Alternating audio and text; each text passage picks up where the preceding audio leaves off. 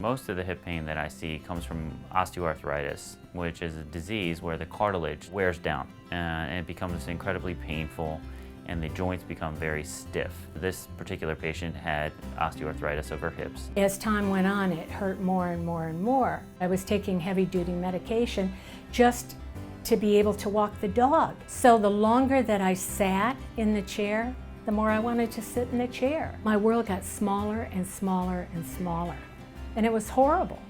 And the pain was still really bad. So I ended up here. I walked in to meet with Dr. Ciotola. I said, I'm not asking to run marathons. I just want to walk my dog.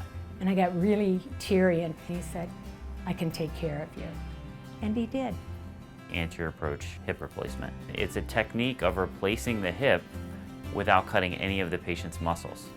It's very accurate and very respectful to the body. So it's minimal damage or invasion of the body to take care of the disease.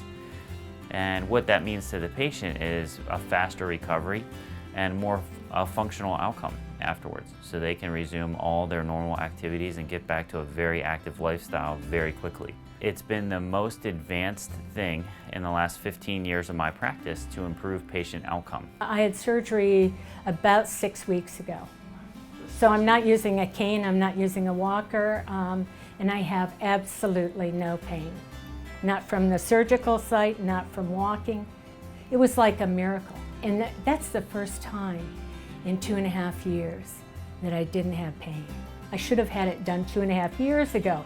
Had I known it was as easy and the recuperation was as smooth as it was, I would have done it long ago.